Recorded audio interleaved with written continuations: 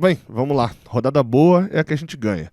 Não ganhamos e a rodada ainda foi complexa, deixou uma situação muito complicada pro próximo final de semana. Tem Libertadores no meio da semana, mas o foco aqui desse vídeo é Copa do Brasil. Eu sou Gabriel Amaral, esse daqui é mais um vídeo de resumão da rodada. Vamos comentar os resultados que aconteceram, que interferem na vida do Fluminense, debater um pouquinho sobre as chances do Fluminense ainda na briga contra o rebaixamento, 26ª rodada, 15, 16 de setembro, e a gente ainda tá falando disso. Mas, enfim, a derrota para o Juventude deixou a gente numa situação mais complexa. Nesse vídeo também, vamos ver a tabela planejada. Você vai ver que não foi tão absurdo assim. O problema não é o fato da gente ter perdido, é para quem a gente perdeu, né? E, claro, projetar também a próxima rodada. Então, para começar, vamos com as chances do Fluminense de ser rebaixado, né? Novamente, eu não gosto muito desse dado aqui. Quanto mais vai chegando para perto do final do campeonato, mais eu vou valorizando ele, né? Mas eu não valorizo tanto ainda, porque isso aqui é muito volátil, né? Num cenário geral, e é difícil você medir as coisas. Mas diz aqui que o Atlético Goianiense tem 97,6% de cair, o Cuiabá tem 71%, Vitória e Corinthians tem 60%, e aqui o Fluminense tem 28%, mas você vê, o Criciúma, até pela forma como o Fluminense tem a sequência de jogos, a questão geral, o Fluminense tem menos chance, mas hoje tem 28% de chance apenas de ser rebaixado. Enfim, você pode olhar essa conta aí com a chance de que o Fluminense tem 72% de chance de escapar. É um número interessante. A gente precisa ter 4 times para trás da gente. Eu não acho que o Corinthians tenha 60% de chance de cair.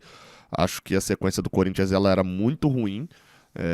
E o Corinthians sucumbiu diante de uma sequência muito ruim, mas vai acabar voltando a pontuar. Por isso, a gente tem que focar em Criciúma, e o outro era o Juventude para fazer companhia a Vitória, Cuiabá e Atlético Goianiense, como 5 times com chance de cair. O Juventude com essa vitória deu um salto, né? Daqui a pouquinho a gente vai ver a tabela.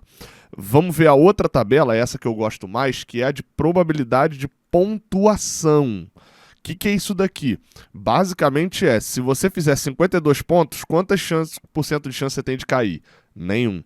49, 0,001. Então, a gente sempre fica aqui na margem falando 45 pontos e tal, até vou falar isso melhor disso depois, né? Na hora que eu falar lá da planejada, 45 pontos tem 2,8% de chance de cair só. Então, 45 pontos salva, beleza, mas 44 tem só 9%. Então, nesse momento, se você fizer 44 pontos, se o Fluminense chegar aos 44 pontos, fizer mais 17 pontos no campeonato, ele tem 91% de chance de ficar na Série A. Então, ainda acho prudente os 44. 43, vai lá, tá dando 78. Ainda é uma chance grande, tá? Tem uma chance considerável de a gente chegar na última rodada e 43 pontos tiver para escapar. Mas pra gente ficar garantido é 44 mesmo. Enfim, o Fluminense ainda precisa de 17 pontos, né? É esse o cálculo, né, feito. E aí aqui, ó, é a maluquice, né? A classificação do retorno. O Fluminense é 5º no retorno.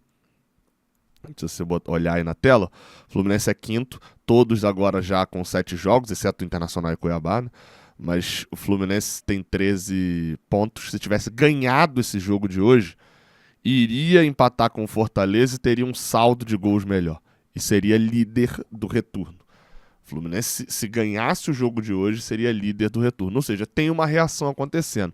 Se contar só as últimas 10 rodadas, o Fluminense tem um jogo adiado, né, contra o Atlético Paranaense, mas basicamente depende desse jogo adiado também.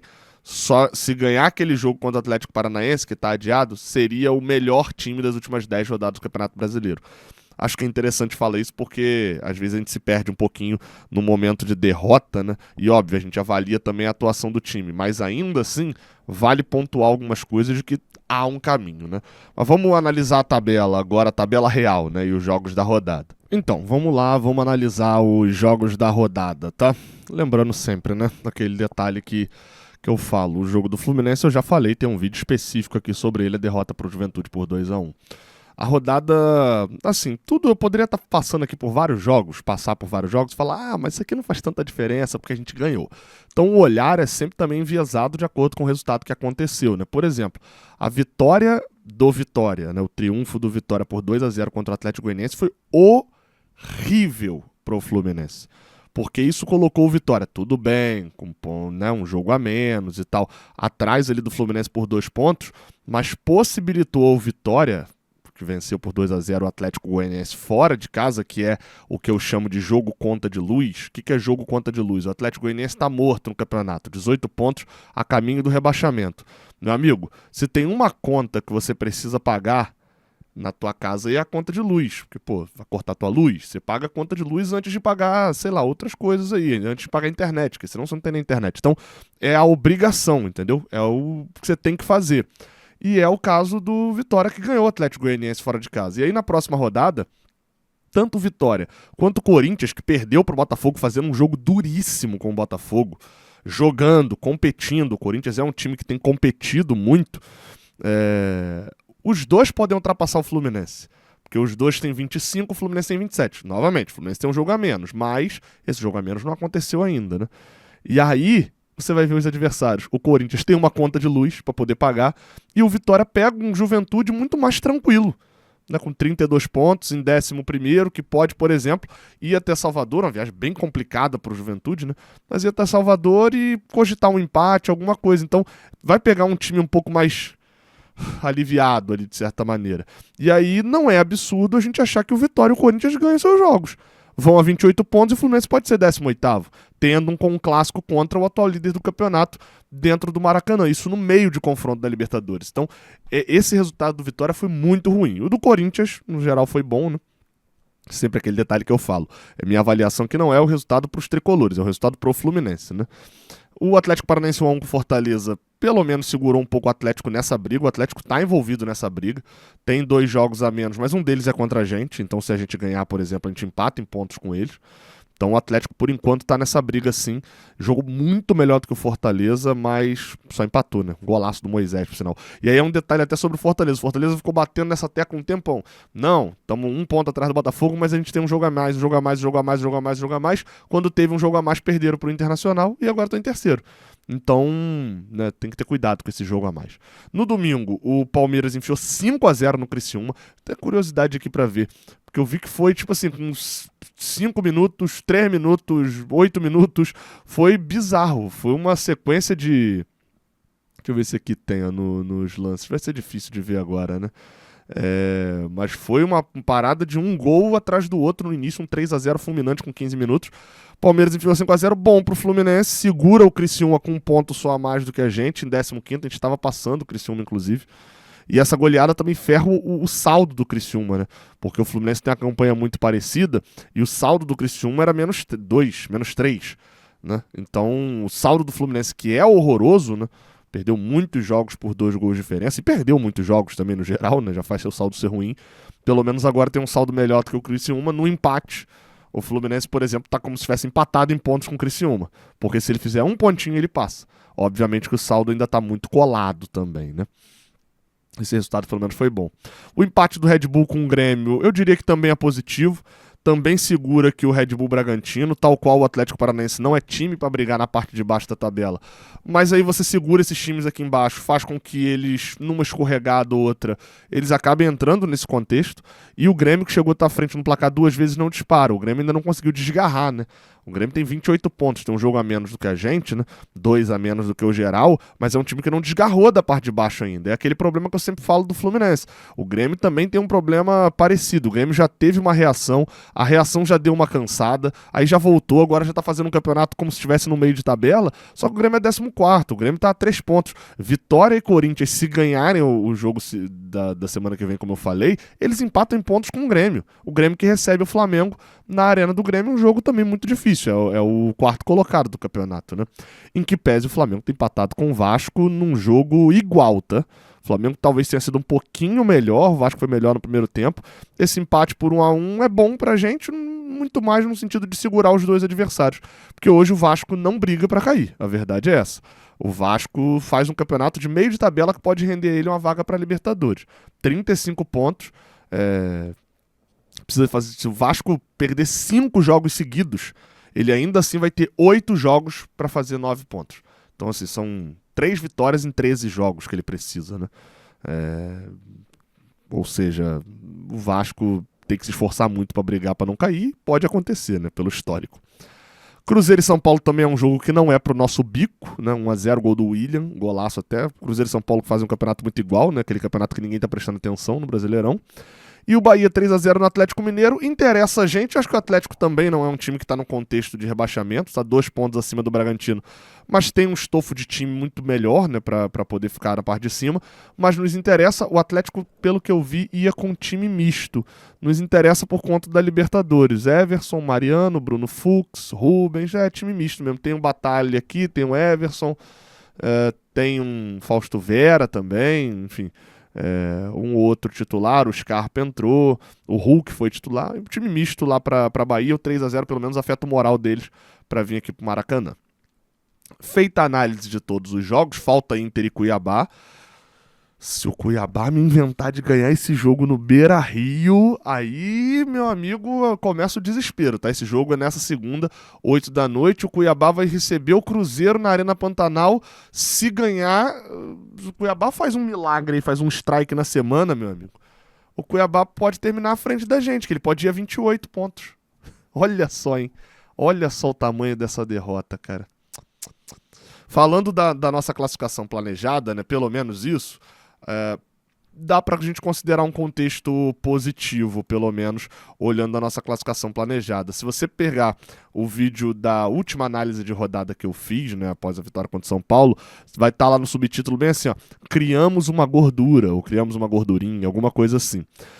A verdade é que o Fluminense tá um famoso efeito sanfona nesse Campeonato Brasileiro, né? O Fluminense ficou magro o primeiro turno todo, aí engorda, emagrece.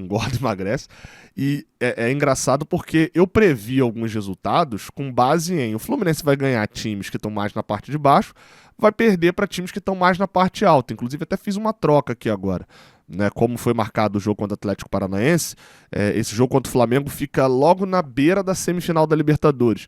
Então comecei a achar que é mais provável da gente empatar com o Atlético Paranaense pelo ritmo que eles têm feito de pontuação lá na Arena da Baixada do que contra o Flamengo aqui no Maracanã. Então, já que seria um jogo que, se a gente passar na Libertadores, pode ser que a gente esteja olhando muito para a Libertadores. Então só fiz essa troca aqui, mas o objetivo ainda é chegar a 44 pontos. Com 44 pontos a gente tem mais de 95% de chance de escapar do rebaixamento. E Gabriel, mas por que os outros falam 45? Porque 45 é o que se fala por aí. Mas 44, a chance de você cair é de 1 em 20. Se rolar 20 campeonatos brasileiros a partir de agora, só em um cai alguém com 44. O ritmo de pontuação lá de trás está muito baixo. Né, as derrotas do Corinthians, quem pontua é só quem está em 19º, 18º, aí o 16º, 15º para de pontuar, não tem uma arrancada em conjunto. Essa rodada eu projetava vitória contra o Juventude, assim como eu projetava vitória contra Vasco e Corinthians. E aí vem o maior problema. Se você olhar aqui, as minhas projeções, só uma deu certo. Aí você vai falar, pô, Gabriel, você tá projetando mal, né? Não, é porque o Fluminense surpreendeu mesmo. Contra o Criciúma, a gente precisava vencer e empatou, ok? Agora, Bahia, Red Bull e Palmeiras é o Fluminense que surpreendeu a gente, o Fluminense do Mano Menezes. Atlético Mineiro fora de casa é o Fluminense que surpreendeu a gente. Contra o São Paulo eu só fui cauteloso mesmo. Agora, Vasco, Corinthians e Juventude, essas 3 vitórias que eu projetava, e dá pra botar na conta aqui Cuiabá e Criciúma também, era principalmente porque a gente não poderia dar ponto pra eles. Eram confrontos diretos. E aí você olha aqui embaixo, o Vasco era confronto direto na época, hoje em dia não é, mas aí você olha aqui embaixo, você percebe que o Fluminense deu 1 ponto pro Criciúma, tudo bem que empatou no finalzinho e tal, entendo o contexto, mas deu 1 ponto pro Criciúma, o Fluminense deu 2 pontos, né? Aliás, perdão, deu 1 ponto para o Corinthians também, perdeu de conquistar 2, mas deu 1 ponto para o Corinthians e deu 3 hoje para o Juventude. Se o Fluminense tivesse trocado, por exemplo, essas vitórias aqui com vitórias, sei lá, perdeu troca a vitória contra o Atlético Mineiro, contra o São Paulo, times que estão na parte alta da tabela, o Fluminense puxaria esses times para baixo. E esse é o maior problema, o Fluminense tropeçou quando deveria ganhar. E as próximas rodadas, por mais que esteja aqui derrota contra o Botafogo, a gente tem uma gordura de 2 pontos aqui, essa gordura vai se manter. Lembrando, o objetivo é chegar a 44 pontos aqui nessa conta, né? Mas a gente pode chegar a mais sem dúvida nenhuma. Então não é que eu tô aceitando a derrota pro Botafogo. É que o provável que aconteça, no geral, é esse, é o líder do campeonato. Então qualquer ponto que a gente ganhe contra o Botafogo, numa tabela matemática, ele é um ponto extra dentro do cálculo. Por quê? Porque a nossa obrigação é ganhar do Atlético Goianiense fora. A nossa obrigação vai ser jogar contra Cruzeiro e Atlético Paranaense e não perder dentro de casa. A nossa obrigação aí contra o Vitória fora é empatar, nem botei vitória, empatar.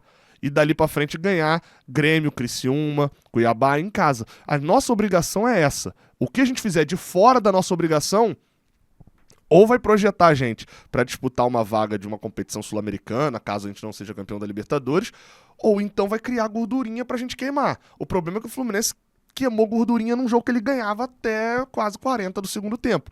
E aí isso irrita muita gente. E o Fluminense tá queimando essa gordurinha com competidores contra ele.